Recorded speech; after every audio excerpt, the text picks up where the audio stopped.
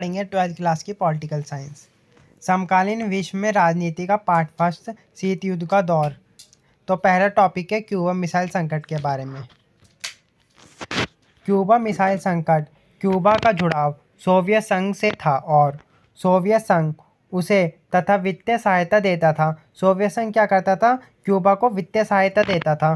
Soviet संघ के नेता निकिता क्रुश्चेव ने क्यूबा को रूस के सैनिक अड्डों को वैफर रूप में बदलने का फैसला किया। जो सोवियत संघ के वो थे नेता निकिता क्रुश्चेव, उन्होंने क्या किया, क्यूबा को है ना वैफर रूप में बदलने का फैसला कर लिया। 1962 में क्रुश्चेव ने क्यूबा में परमाणु मिसाइलें तैनात कर दी। अब उन्होंने क्या करा, 1962 में वहाँ पे परमाणु मिसाइलें भी तैनात कर दी। इस हथियार की तैनाती से पहली बार अमेरिका नज़दीकी निशाने की सीमा में आ गया। हथियारों की इस तैनाती के बाद सोवियत संघ पहले की तुलना में अब अमेरिका के मुख्य भूभाग के लगभग दोगुने ठिकाने या शहरों पर हमला बोल सकता था। अब सोवियत संघ क्या कर सकता था? अमेरिका के 2 गुने ठिकानों पर हमला बोल सकता था। संघर्ष की आशंका ने पूरे विश्व को बेचैन कर दिया। अब ऐसा लगने लगा कि युद्ध होकर ही रहेगा। दोनों महाशक्तियों के बीच परमाणु युद्ध का खतरा मंडराने लगा था। अमेरिका ने अपने जंगी बेड़ों को आगे कर दिया ताकि क्यूबा की तरफ जाने वाले सोवियत जहाज़ों को रोका जाए।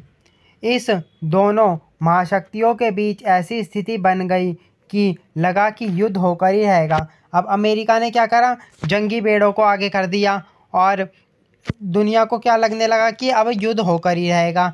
इतिहास में इसी घटना को क्यूबा मिसाइल संकट के नाम से जाना जाता है। फिर क्या हुआ कि जो निकिता क्रुश्चेव थे ना, उन्होंने अपनी जो मिसाइलें थीं वो वापसी बुलवा ली, अपनी जंगी बेड़े वापसी बुलवा ली और अमेरिका ने भी अपनी जंगी बेड़े वापसी बुला ली और इसी को ही क्यूबा मिसाइल संकट माना जाता है। युद्ध नहीं हुआ था इसमें, ये था क्यूबा मिसाइल संकट।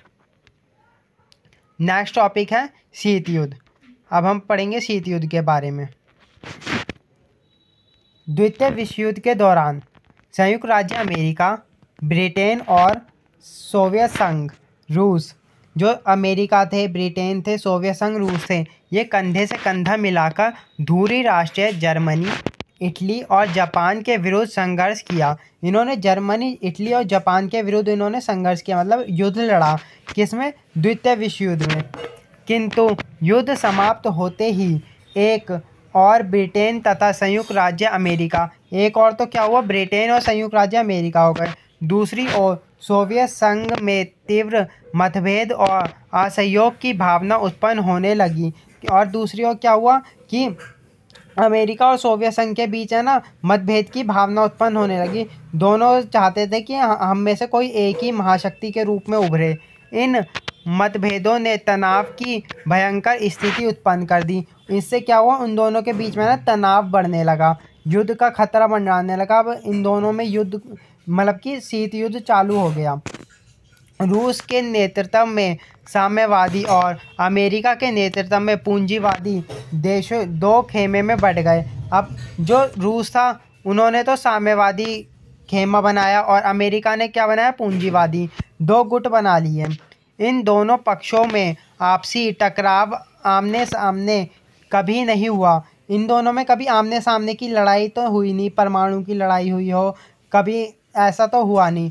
पर दोनों गुट इस प्रकार का वातावरण बनाते रहे कि युद्ध का खतरा सदा सामने दिखाई पड़ता रहा। कि इन दोनों में ऐसा मतभेद हमेशा चलता है कि इन दोनों के सामने युद्ध की स्थिति तो हुई पर इन्होंने कभी युद्ध नहीं किया। संयुक्त राज्य अमेरिका और सोवियत संघ रूस के बीच उत्पन्न तनाव की स्थिति को शीत युद्ध के नाम से जाना जाता है और इसी तनाव की स्थिति को हम शीत युद्ध के नाम से जानते हैं। आई होप आपको शीत युद्ध के बारे में भी समझ आया होगा। टॉपिक है दो ध्रुवीय विश्व का आरंभ। तो अब हम पढ़ेंगे दो ध्रुवीय विश्व का आरंभ। दोनों महाशक्तियाँ विश्व के विभिन्न हिस्से पर अपने प्रभाव का दायरा बढ़ाने के लिए तुली हुई थी। कि दोनों महाशक्तियाँ चाहती थी ये पूरे विश्व में ना हमारा दायरा सबसे बड़ा हो, तो वो अपने दायरे को बढ़ाने के लिए अपने गुटों में ना अन्य देशों को शामिल करने लगी। दुनिया दो गुटों के बीच बहुत स्पष्ट रूप से बट गई, जिससे क्या हुआ, पूरी दुनिया दो गुटों के बीच बट गई। वो सोवियत संघ के गुट में साम्यवादी थे और अमेरिका के गुट में पूंजीवादी, इन दो गुटों में बट गई, साम्यवादी और पूंजीवादी में। ऐसे में किसी मुल्क के लिए एक रास्ता यह था कि वह अपनी सुरक्षा के लिए किसी एक महाशक्ति के साथ जुड़ा रहे, कि कोई भी मुल्क हो वो किसी न किसी महाशक्ति के संग जुड़ जाए। उसके पास यही रास्ते बचे थे और दूसरी महाशक्ति तथा उसके गुटों के देशों के प्रभाव से बच सकें, और जो दूसरी महाशक्ति का प्रभाव जो है उससे बच सकें। ये इसी कारण सभी देश है ना किसी महाशक्ति में बट रहे थे। इसलिए इससे क्या हुआ कि दो ध्रुवीय विश्व का आरंभ हुआ। आई होप आपको दो ध्रुवीय विश्व के आरंभ के बारे में भी समझ आया होगा। अब हम पश्चिमी गठबंधन नाटो के बारे में पढ़ेंगे। पश्चिमी गठबंधन, पश्चिमी यूरोप के अधिकांश देश ने अमेरिका का पक्ष लिया। कि पश्चिमी यूरोप के अधिकांश देशों ने क्या किया, अमेरिका का साथ दिया। इन्हीं देशों के समूह को पश्चिमी गठबंधन कहते हैं।